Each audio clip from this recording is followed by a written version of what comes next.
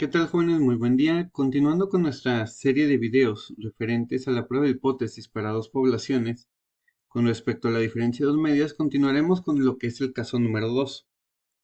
Este caso es donde se desconocen las varianzas o desviaciones estándar poblacionales, pero estas se asumen iguales. A diferencia del caso número 1, lo que trae como consecuencia esto de que no se conozcan las varianzas o desviaciones estándar, es que vamos a estar trabajando con un estadístico de prueba T, como lo podemos ver aquí. Este estadístico de prueba se calcula de forma muy similar que en el caso número 1, donde tenemos el estimador. En este caso sería la media de la muestra 1 menos la media de la muestra 2, menos pues el valor hipotetizado que tenemos para la diferencia de estas medias entre el error estándar. Como se asumen que las varianzas son iguales, es necesario calcular una varianza ponderada. Esta varianza ponderada es la que tenemos aquí.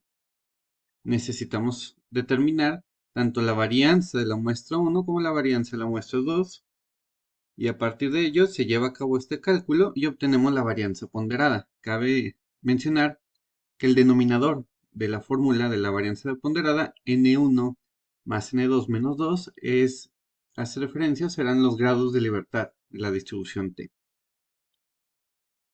Y ahora sí, obteniendo la varianza ponderada, pues podemos calcular lo que sería el, el estadístico de prueba. Nuevamente tenemos aquí un pequeño resumen del procedimiento. Tenemos lo que son los tres tipos de pruebas: bilateral, unilateral al lado izquierdo y unilateral al lado derecho. Recuerden que lo que dicta el tipo de prueba pues será lo que ya hemos definido en nuestra hipótesis alternativa. Asimismo, recuerden que tenemos otra forma de expresar este juego de hipótesis estadísticas cuando nos interesa una diferencia en particular entre ambas medias. En este caso aquí donde tenemos el 0, pues estamos diciendo que no hay una diferencia o que no nos interesa demostrar una diferencia en particular, sino nada más que sean diferentes. ¿Y cómo vamos a estar obteniendo el valor crítico mediante Excel? Nuestras fórmulas de Excel en español, en inglés subrayadas en azul. Y cómo vamos a obtener el valor de P también mediante Excel. Como vamos a estar usando la distribución T, cabe la posibilidad que la tabla no nos sea del todo útil, más que para aproximar. Por lo tanto, estaremos usando u obteniendo probablemente el valor crítico y el valor de P únicamente con Excel. Bien, pasaremos a comentar nuestro primer ejemplo, el cual dice que en el Departamento de Toxicología del Ministerio de Salud se necesita saber si el contenido de nicotina en dos marcas de cigarrillos importados es la misma, con un nivel de significancia del 0.01. Con el propósito de resolver la situación, se le determina el contenido de nicotina a un lote de cigarrillos de cada marca, encontrándose los resultados siguientes. Asuma que las varianzas son iguales. Tenemos una primera marca llamada Kill Me Softly y una segunda marca Little Life. Y tenemos pues el tamaño de la muestra: 25 para la primera, 20 para la segunda. En cantidad de cigarrillos se obtuvo la cantidad o la concentración de nicotina en miligramos y una desviación estándar. Muy bien, pues ya estaría todo, ya tenemos los datos. Se nos menciona el nivel de significancia, 0.01, que corresponde a un 99% de confianza, y es muy importante. Este tipo de ejercicios nos deben de mencionar que se asuma que las varianzas son iguales. De lo contrario, de no decir nada de esto, y si no se trata del caso 1, sería el caso 3, que eso lo veremos en otro video tutorial, donde las varianzas son desconocidas, pero diferentes. Se asume que son diferentes. Entonces, mientras, pues sí nos tiene que decir esto, que se asuma que las varianzas son iguales para que se trate de este caso número 2. Muy bien. Pues comenzaremos por redactar lo que va a ser nuestra hipótesis de investigación. Recuerden, o cabe recordar, que hay que mencionar el parámetro, la variable, lo que sería la población 1, cómo se espera que sea esa diferencia, y pues la población 2. En este caso estamos trabajando con lo que va a ser el contenido de nicotina de marcas de cigarrillos importados, y lo que queremos ver es si este contenido es igual para ambas marcas. Entonces, nuestro hipótesis de investigación quedaría de la siguiente forma. el contenido medio o promedio de nicotina para, vamos a mencionar ya aquí las marcas como tal, para las marcas internacionales Kill Me Softly y Herbalife es igual o son iguales el contenido, ¿no? Entonces ya estamos diciendo el contenido medio, es decir, el promedio de la variable de contenido de nicotina para la población 1, Kill Me Softly, población 2, Little Life, es igual. Entonces en este caso pues nos va a interesar que no rechazar la hipótesis nula. Ahora sí, esto lo traducimos a nuestro juego de hipótesis estadísticas. Vamos a definir que la primera población es la marca Kill Me Softly y la segunda Little Life. De esta forma, pues tendríamos en la hipótesis nula H0, que la marca vamos a llamarle KS, Kill Me Softly. Su media es igual a la media de la segunda marca, Little Life. Y ya colocamos este signo igual, ¿verdad? En la hipótesis nula. Por lo tanto, lo que va a decir la hipótesis alternativa en este caso sería que estas medias son diferentes. Esto sería nuestro juego de hipótesis estadísticas sin marcar alguna diferencia en particular que esperamos, pero podemos redactarla de igual forma como si se tratara de que nos interesara una diferencia en particular. Entonces quedaría como en la hipótesis nula, la primera marca, Kill Me Softly, menos la media de la segunda marca. Esto es igual a 0. Se repite, ¿verdad? El signo. 0 porque no esperamos una diferencia en particular, simplemente que sean diferentes. Y en la hipótesis alternativa, que la diferencia de estas dos medias resulta diferente de 0. ¿Sí? Entonces, de esta forma, pues ya tendríamos lo que sería nuestro hipótesis de investigación establecida y nuestro juego de hipótesis estadísticas. Recuerden que, por lo general, la hipótesis alternativa es lo que se suele traducir a la hipótesis, o la hipótesis de investigación, perdón, se traduce a la hipótesis alternativa. En este caso nos interesa que todo se mantenga igual, que realmente sean iguales, por lo que nos interesa ahora, pues no rechazar la hipótesis nula, demostrar que son iguales. Bien, los datos anteriores pues los vaciamos en nuestra hojita, nuestro cuadro de datos del problema, donde registramos la media de la muestra, el contenido medio de nicotina para las dos marcas. Se nos está dando una desviación estándar muestral, en este caso, y lo que serían el tamaño de muestra para cada uno de ellos. Recuerden que en el caso de que nos interesara obtener la varianza, pues nada más elevamos al cuadrado lo que serían las desviaciones estándar. El nivel de confianza, 99%, ya que menciona que alfa es de 0.01, y pues vamos a trabajar con el caso 2. En este ejemplo en particular, se trata de una prueba bilateral, dado que tenemos el signo de diferente en la hipótesis alternativa. Muy bien, con esto ya es posible que calculemos el estadístico de prueba, pero antes, cabe recordar, hay que calcular la varianza ponderada con nuestra fórmula que tenemos aquí. La fórmula nos pide, tomando en cuenta la primera población o la primera muestra, sería el tamaño de la muestra, que es 25 menos 1, y nos pide la varianza. En este caso, el problema nos da la desviación estándar, pues colocamos la desviación estándar, la cual elevaremos al cuadrado. Y eso ya sea la varianza. Si tenemos la varianza, pues directamente la colocamos y recuerden que ya no habría necesidad de elevarla al cuadrado. Posteriormente, la segunda muestra, que fueron de 20 cigarrillos menos 1, colocamos aquí la desviación estándar y la elevamos al cuadrado. ¿Sí? Porque recuerden que pues, no es la varianza. Y en el denominador, que serán los grados de libertad, pues ambas muestras, 25 más 20 menos 2. De esta forma nos quedaría este resultado, este cociente en el numerador 286.75 entre 43. De esta forma, el resultado de la varianza ponderada sería de 6.6686, utilizando 4 cifras después del punto decimal. Aquí es importante recordar que, o recalcar, V grados de libertad finalmente serán 43 grados de libertad con los que estaremos trabajando. Recuerden, es el denominador de nuestra fórmula. Ahora sí, ya con esta información podemos empezar lo que sería a realizar el cálculo de nuestro estadístico de prueba. Aquí tenemos la fórmula del estadístico de prueba, vamos a ponerla acá abajo, para comenzar a hacer lo que sería la sustitución. Recuerden esta primera parte que tenemos aquí, hace referencia a lo que son las medias, ¿verdad? La media de cada una de las muestras. Entonces necesitamos tener aquí la cantidad de nicotina para cada una de las marcas, que para la primera fue 24 y para la segunda 25.2. Es aquí donde sustituimos.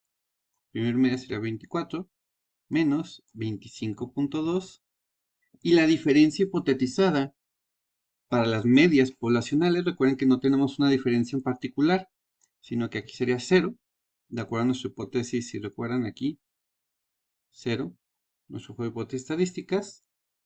Y aquí es donde colocamos la varianza ponderada, que será el denominador de nuestro estadístico de prueba, sería la raíz cuadrada de la varianza ponderada entre la cantidad de datos que tenemos para la primera muestra, que en este caso son 25,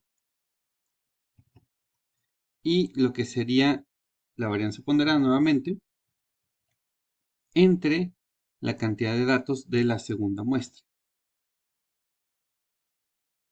¿Sí? Entonces llevaremos a cabo este cálculo para definir nuestro estadístico de prueba. Muy bien, por lo tanto, el numerador de nuestra fórmula pues nos estaría dando menos 1.2, que es la diferencia que tenemos de las muestras o de las medias muestrales, y lo que sería el denominador, que sería el error estándar como tal, sería 0.7747.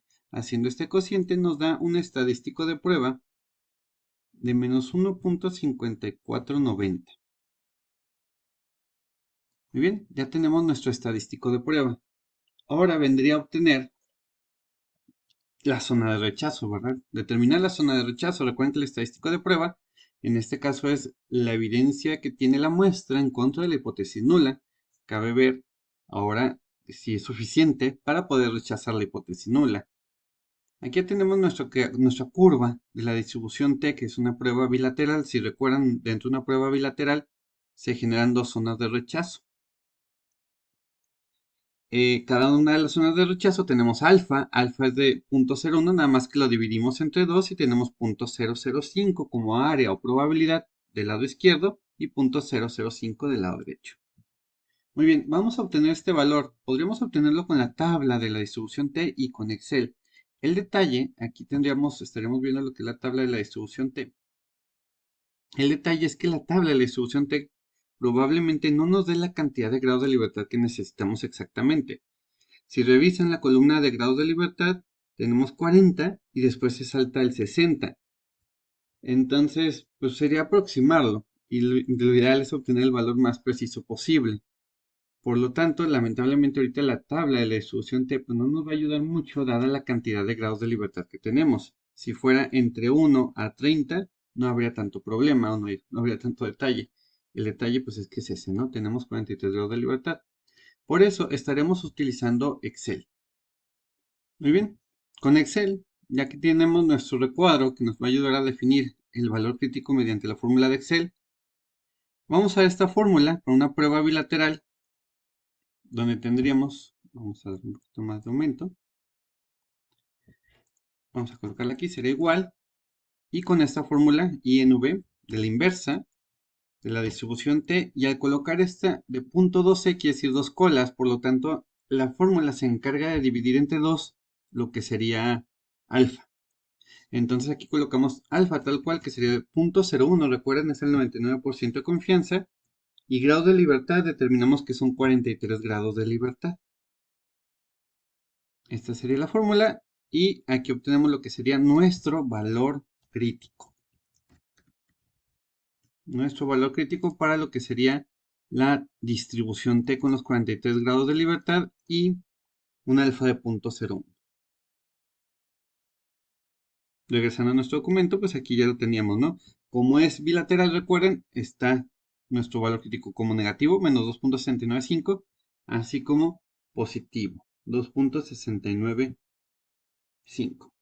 ¿Qué hacemos ahora? Si ustedes recuerdan, pues es determinar Si nuestro estadístico de prueba cayó en esta zona roja, que es la zona de rechazo en alguno de los dos lados o en alguna de las dos colas, o cayó dentro del área blanca, que es la zona de no rechazo para la hipótesis nula. Nuestro valor es de menos 1.54. Pues no resultó, resultó ser, queda del lado derecho, ¿no? De lo que sería el valor crítico, estaría cayendo en la zona de no rechazo. Por lo tanto, nuestra decisión sería no rechazar H0. No vamos a estar rechazando la hipótesis nula. Ahora bien, pues ya obtuvimos lo que sería nuestra decisión, pero a través del establecimiento de la zona de rechazo. Ahora vamos a calcular lo que va a ser el valor de P. Recuerden que el valor de P es una probabilidad y va a ser la probabilidad que existe a partir de este estadístico de prueba. Entonces, si nuestro estadístico de prueba es de menos 1.5490, lo tendremos a lo mejor más o menos a partir de aquí. Entonces, P es el área que hay del menos 1.5490 hacia el lado izquierdo, hacia menos infinito. Pero como es una prueba bilateral, entonces esa área se multiplica por 2. Por lo tanto, ¿cómo vamos a calcular P? En este caso, pues P va a ser igual a 2 veces la probabilidad de que T sea menor o igual al valor. Aquí siempre se aconseja, ¿verdad?, que lo coloquemos como negativo en dado caso, al valor negativo de nuestro estadístico de prueba, que igual ya es negativo, que es de menos 1.5490. Entonces necesitamos definir cuál es esta área. El área que hay del menos 1.5490 hacia menos infinito. Para eso vamos a usar el valor pues vamos a usar Excel. De esta forma, lo que vamos a estar haciendo, vamos a usar nuestra fórmula para obtener el valor de P mediante Excel, que es la que tenemos aquí, para una prueba bilateral. Colocaremos nuestra fórmula en la celda, distribución T, y al decir 2C, quiere decir que nos va a dar ya el área de ambas colas. Entonces, aquí hay que colocar, si se fijan, nos pide, ¿verdad? Será con el valor absoluto, entonces la fórmula realmente utilizaría el valor absoluto, pero en el dado caso que tengamos nosotros un estadístico de prueba negativo, al colocar el ABS, pues ya, con eso se cumple el requisito de la fórmula de que sea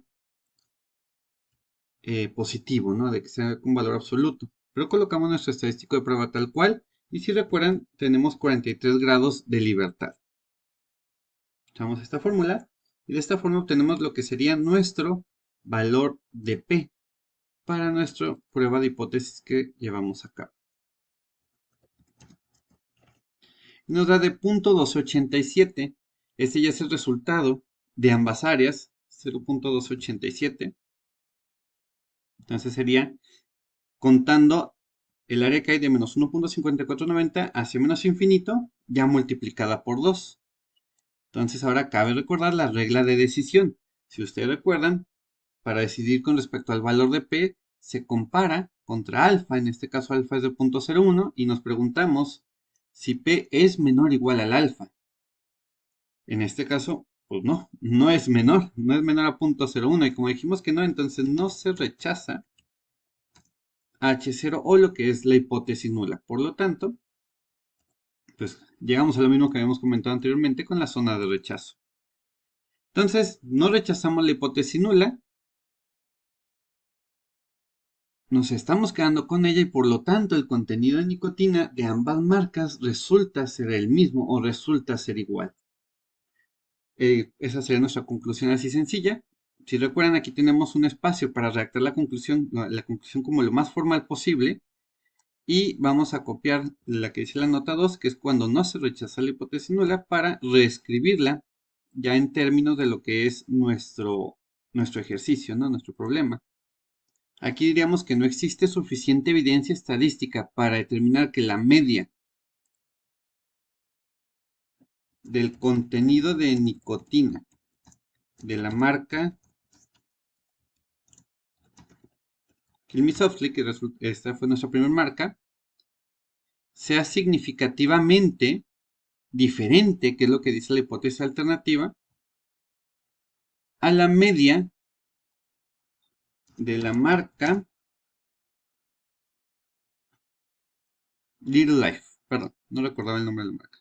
La marca Little Life. Y es aquí donde redactamos el valor de P entre paréntesis. Lo colocamos aquí. Por lo tanto, aquí pues aquí. Por lo tanto, vamos a colocarlo. Por lo tanto, ambas medias son iguales. Y listo. El contenido de nicotina de ambas marcas internacionales de cigarrillos resulta ser el mismo, resulta ser igual. Muy bien. Ahora pues pasaremos a ver nuestro segundo ejemplo que se acompaña en este video tutorial y pues vayamos viendo. Nos dice este ejemplo: en un estudio de los investigadores Edelman y colaboradores, tiene como objetivo examinar las características de destrucción pulmonar en personas que fuman cigarros antes de desarrollar un marcado enfisema pulmonar. Se practicaron mediciones de 3 índices de destrucción pulmonar en los pulmones de personas longevas que no fumaban y en personas con tabaquismo que murieron repentinamente fuera del hospital por causas no respiratorias. Una calificación alta indica un mayor daño pulmonar. En el cuadro 1 se muestran las calificaciones producidas para uno de los índices de destrucción pulmonar de una muestra de 9 personas que no fuman y 16 fumadores. Se pretende saber si es posible concluir, con base en los datos, que las personas que sí fuman en general tienen los pulmones más dañados que las personas no fumadoras. Muy bien. En este caso, pues aquí ya tenemos el contexto de nuestro ejercicio, nuestros datos. Tenemos dos poblaciones muy claras: los no fumadores y los fumadores. Ya este ejemplo va a ser un poquito más ágil. Ya no vamos a ir llenando parte por parte, sino que ya lo vamos a tener aquí directo. Entonces, para definir la hipótesis de investigación, pues nos lo dice las últimas líneas de nuestro problema. Por lo tanto, podemos definir que el daño pulmonar promedio por parte de fumadores es mayor en comparación con los no fumadores. Claro que esto lo vamos a hacer a través de estas calificaciones de los índices de destrucción pulmonar. Por lo tanto, esto se traduce al juego de hipótesis estadísticas, donde tendríamos, vamos a redactar aquí primero HA, porque recuerden, la hipótesis de investigación se traduce a la hipótesis alternativa, donde la media de daño pulmonar para fumadores es mayor que la media de daño pulmonar para los no fumadores. Por lo tanto, en la hipótesis nula diríamos que la media del daño pulmonar de los fumadores es menor o igual a la de los no fumadores. Recuerden que aquí, en caso de no rechazar la hipótesis nula, la conclusión es que es igual. A pesar de que tengamos menor o igual, la conclusión, recuerden que es igual. Podríamos reescribir igual nuestras hipótesis estadísticas a través de la marca si existe o nos interesa una diferencia en particular. Y en la hipótesis alternativa tendríamos que la media del daño pulmonar para fumadores menos la media del daño pulmonar de no fumadores es mayor a 0. ¿Sí? Colocamos 0 porque no hay una diferencia que nos interese en particular. Y recuerden que en la nula es la misma diferencia pero menor o igual a 0. Muy bien, lo que tendríamos que hacer aquí sería obtener los estadísticos descriptivos para no fumadores y fumadores. Lo vamos a hacer mediante Excel de una forma rápida y sencilla. Entonces hay que pasar los datos a Excel. Una vez que tengamos nuestros datos en Excel, de preferencia en 2 columnas, ya sea con fórmulas o si no con el análisis de datos, vamos a obtener lo que sería la media, pues la varianza y la desviación estándar. Si ustedes recuerdan, en datos, podemos habilitar el análisis de datos y aquí elegiríamos lo que es estadísticas descriptivas entre las opciones que nos da. Recuerden que este es el complemento estadístico que tiene Excel. Estadística descriptiva, aceptar. Rangos de entrada, vamos a seleccionar tanto los datos para no fumadores como fumadores. Aquí Excel detecta o le vamos a decir que por columnas tenemos variables diferentes y que el primer renglón o la primera celda es el nombre de la variable. Vamos a decirle que queremos los resultados a partir de lo que sería la columna D. Y queremos el resumen de estadísticas. Y listo. Al alcance de un clic tenemos ya los resultados. Entonces nos estaría dando aquí lo que es la media, el promedio, que es lo que nos interesa, La desviación estándar, la varianza y pues también nos hace el conteo, ¿no? Cuántos datos tenemos para cada una de las dos muestras.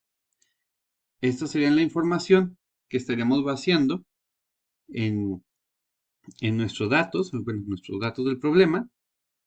Y ya tendríamos aquí la media muestral, la varianza, la desviación y los datos. Ahora bien, el texto del problema, recuerden, no nos dice un nivel de confianza, de significancia. Trabajaremos con el que es el de cajón, que es el 95% de confianza, por lo tanto alfa es de 0.05. Vamos a trabajar con lo que sería el caso 2 y recuerden que estamos llevando a cabo una prueba unilateral del lado derecho, dado que en la hipótesis alternativa dice mayor. Ahora bien, pues ya con toda esta información podemos calcular lo que va a ser nuestra varianza ponderada. Fíjense que ahora aquí ya tenemos la varianza, ¿verdad? Aquí tenemos las varianzas, nos las dio Excel, pues ya las colocamos directamente en nuestra fórmula de la varianza ponderada. El denominador serán los grados de libertad n1 más n2 menos 2, que sería 16 más 9 menos 2, resultando 23 grados de libertad y una varianza ponderada de 21.2404. Ahora bien, ya con la varianza ponderada podemos calcular lo que sería nuestro estadístico de prueba.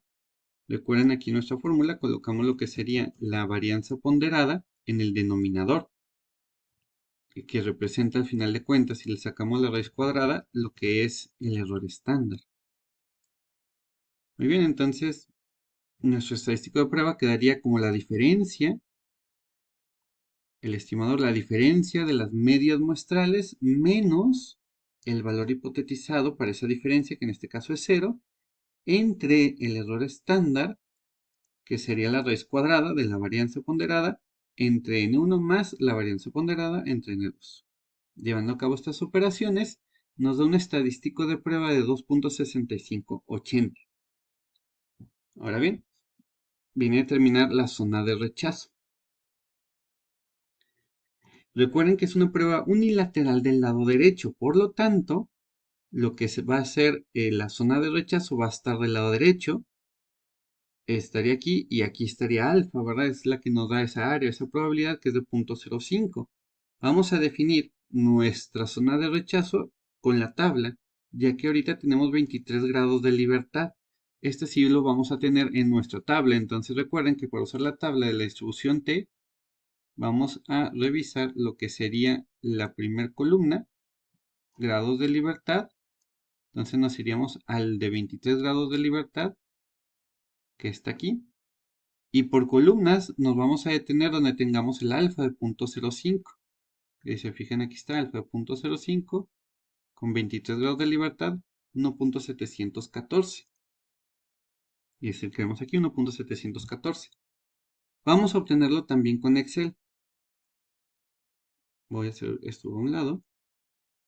Aquí tenemos nuestra tablita para definir valor crítico y valor de P. Entonces tendríamos que el valor crítico por una prueba unilateral del lado izquierdo, pero del lado derecho, ¿verdad? Porque la zona de rechazo está del lado derecho. Es la fórmula que tenemos aquí. Vamos a escribirla. Ponemos la fórmula de valor absoluto para que sea positivo y si esté del lado derecho el valor crítico. La inversa de la distribución T, alfa nos pide alfa, que sería 0.05, grados de libertad, que en este caso son 23, y cerramos dos paréntesis. Y listo. 1.71387, que si lo redondeamos, pues coincide con el que sería la tabla, 1.714. De esta forma, pues ahora sí, nuestro estadístico de prueba 2.65, donde cayó en la zona de rechazo, la roja o la zona blanca, pues vamos viendo que cayó en la zona de rechazo, en la zona roja. Zona de rechazo, por lo tanto, sí se rechaza la hipótesis nula. Ahora bien, vamos a obtener el valor de P, que es lo que reportaríamos si publicáramos en nuestras tesis. Por lo tanto, P, ¿a qué va a ser igual? A la probabilidad de que T sea mayor o igual al valor del estadístico de prueba. Es decir, que P, si acá está nuestro estadístico de prueba en el 2.65, P es el área que existe del 2.65 hacia infinito. ¿Sí? Entonces vamos a definirlo. Es posible definir el valor de P con lo que sería la tabla. El detalle es que hay que aproximarlo. Por lo tanto, mejor vamos a usar aquí Excel. Es lo ideal, ya que si no resulta netamente aproximación. Entonces, para el valor de P, con nuestra formulita de Excel, para una prueba unilateral del lado derecho, pues sería la fórmula que tenemos de este lado. Entonces, este fue nuestro valor crítico. Y vamos a obtener el valor de P. Vamos a usar la fórmula de la distribución T. Al colocar CD, pues quiere decir que va a ser del lado derecho, ya nos da el área del lado derecho directamente. Y vamos a colocar lo que sería aquí nuestro estadístico de prueba. Nuestro estadístico de prueba resultó ser, una disculpa, perdón, de 2.6580. 2.6580, lo colocamos 2.6580 y tenemos 23 grados de libertad. Y nos da un valor de P de 0.0070.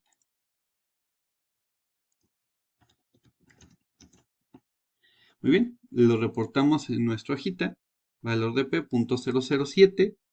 Ahora este es el que comparamos contra alfa.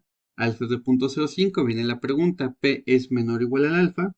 Pues sí, sí es menor, por lo tanto sí se rechaza la hipótesis nula y estaremos concluyendo que existe suficiente evidencia estadística para determinar que la media del daño pulmonar de fumadores es significativamente mayor a la media del daño pulmonar de los no fumadores. Así es, nos quedamos con la hipótesis, rechazamos H0, nos quedamos con la hipótesis alternativa y demostramos que sí, sí es mayor el daño pulmonar en los fumadores. Muy bien, para los estudiantes del grupo de diseño experimental tenemos un tercer ejemplo que sería su ejercicio de fin.